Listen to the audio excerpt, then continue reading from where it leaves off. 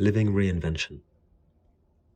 I can't claim to remember how old I was when I first heard the name Malcolm X, but it must have been around the time, aged 14, that I decided to obtain a copy of his autobiography. Having passed, up till that point, through most of the world as a white person, I was becoming more curious about the other half of my history. So I spent time with works by Maya Angelou, James Baldwin, and Mallory Blackman, as well as Carol Phillips, Sam Salvon, and Benjamin Zephaniah, colouring in parts of myself that had until then been, if not blank, then at the very least muted.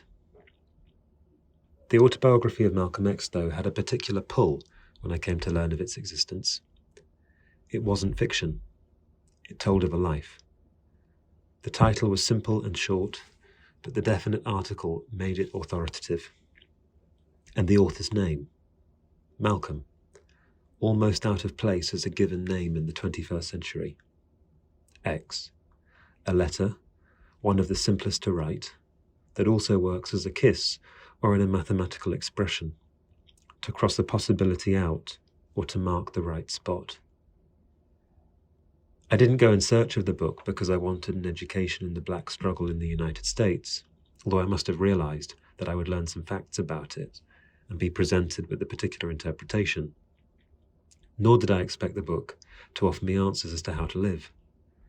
Instead, I went in search of it because I wanted to know more about this charismatic black man, dead well before his time, with the intriguing, somewhat unknowable name. At the time, bookshops just about still held the upper hand over online retailers, so in I went one Saturday morning to my local branch of Waterstones to find a copy. On the shelves were books about the other, more respectable M of 20th century American history, Martin Luther King. But Malcolm X wasn't to be found. So I placed an order for the autobiography and returned a couple of weeks later to collect it. When I went back, the bookseller seemed bemused that someone of my age, or colour, or both, could or would want to read the title she was putting through the till in this solidly middle-class part of England, where one of the store's main draws was its bookless, airless cafe. When I got home, my father took one look at what I'd bought and called it a heavy book. At more than 500 pages it was big, but he didn't mean to get at its size. Their scepticism, transmitted in different ways, only made me want to begin reading more. Picking up my Penguin Modern Classics copy today, just over a decade since my eyes first scanned its pages, I am reminded how I was struck back then not just, or not even principally, by the statements Malcolm X asserts and the stories he recovers, but rather by the clarity and force with which he does so.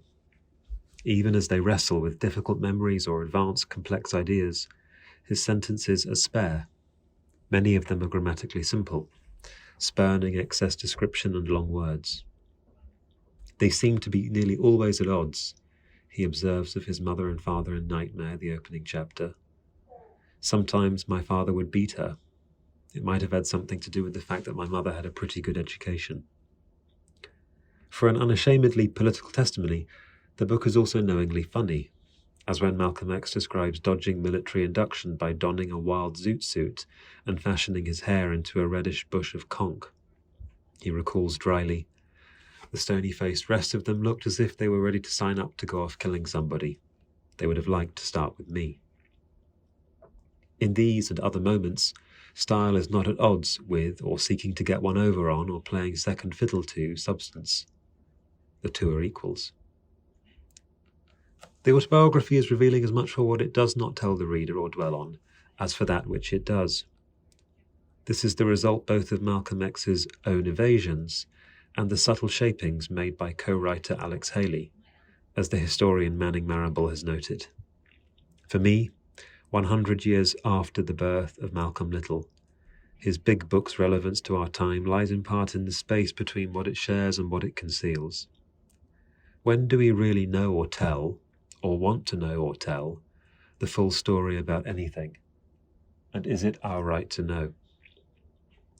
Malcolm X's was, to quote the subtitle of Marable's biography, a life of reinvention. Why can't our lives be too?